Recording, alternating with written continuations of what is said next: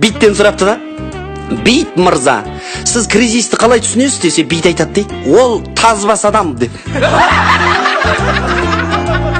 Бір күні бір жігіт киноға кастингтен өтіп кетті да. Сериал екен, 40 сериалы. Сонымен режиссер шақырып жаңа жігітті. Ей, кел, енді ана сценариймен таныс деп. Ана жігіт сценарийді оқып шығып, мен бұл киноға түспеймін, айлық аз екен депті. Ей, неге десе, бірінші серияның басында өліп қалады екен ғой деп.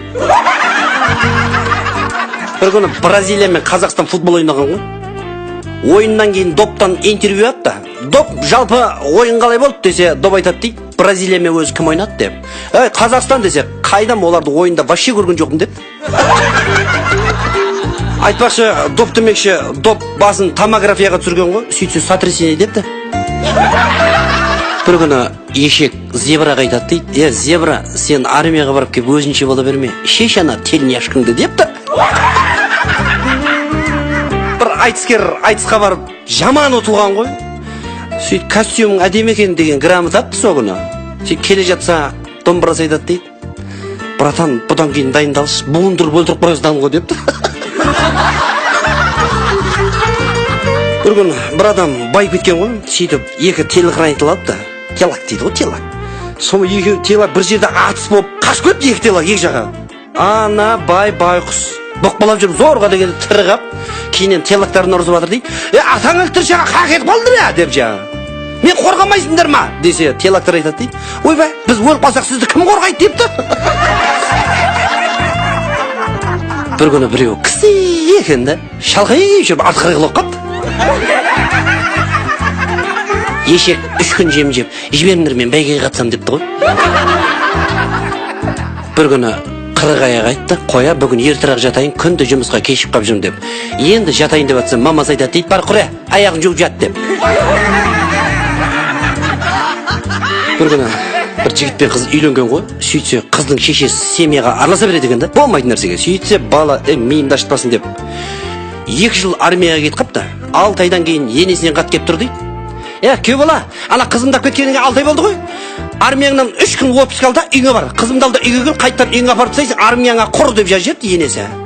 Сөйтсе балада хат жазып отыр дейді. Жанына бір гранат қосып. Апа, мана гранатаның кольцосын тартпасаңыз, как раз 3 күнге жібереді депті. Бұл жерде менің айтқым келгені, құрметті еліміздегі енелер, екі жастың ортасына оқ шарласпаңыздар.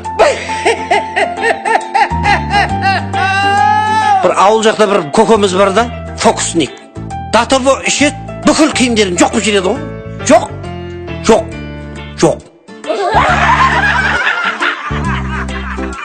Бір кемпір такси ұстап тұрған ғой. Сөйтсе такси тоқтатты, апа қайқа барасыз деп. Пәлен жерге депті. Отырыңыз апа десе, апамыз айтты, әй шырағым, сумкамды көтеріп жібер деп. Сөйтсе апам дәу ала сумкасы бар екен. Таксист бір жағын ұстап, артқы сиденьеға орындыққа қойып атқан ғой. Сөйтсе сумка жібіреді қапты. Таксист қорқып, ойбай апа мынау не десе, апамыз айтады дейді, әй сумканың ішіндегі немерем ғой деп.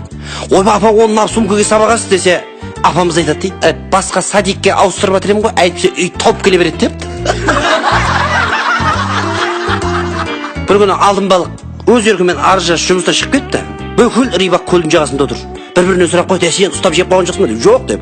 Ақыр болмағаннан кейін водолаз жіберді судың астына. Водолаз 3 сағат дегенде зорға дегенде алтын балықтың үйін тауып, сөйтсе алтын балық тупикте тұрады дейді. Үй жағында жүр дейді алтын балық. Жаман киімдерін киіп алып. Сөйтіп алтын балық қайда, жұмыс қайда десе, бір жолата кеттім деп. Неғып өйттің десе, надоел уже кредит жаба беріп депті. Бір күні енесі мектепте жұмыс істейді екен да. Келін айтты, келін, ана бүгін мектепте субботник болатын еді, соған сыпырғын дайындап бере қойшы деп. Сөйтсе келіні, апа не ғой, сыпырғыны пакетке орап берейін ба, жоқ сонымен ұшып кете бересіз ба депті.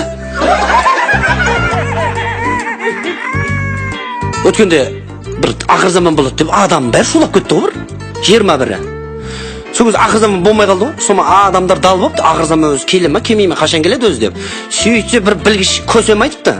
Ақыр заманды қой біледі екен деп. 4 түлік мал, жануар сол бірінші сізеді деп. Сөйтсе қойдан барып сұраған ғой. Қой ақыр заман қашан келеді десе, қой айтады дейді. Ақыр заманды қайдам, қонақ келсе өліп кетіп жатыр қой деп. Қойдың ажалы қонақ келгенде деген осы. Елімізде тек қана той болсын. Айтпақшы, Ағмаржан күріш айтыпты ғой. Қытай мазған қатырмасын, мен Қызылордалықпын деп. Қызылорда. Жаңақорған деп не қылып айтты, не деп атқан шығарсыздар. Жаңақорғанды жалпы еркектер жақсы біледі. Талай еркек бие болып барып, айғыр болып қайтып атқан жер. Біздің қазақ сөзге шешен байырдан, талай дауды осы тілмен қайырған. Атак Алматыда жүрміз ғой. Айырғаным, Бауыржан Тұрабаев.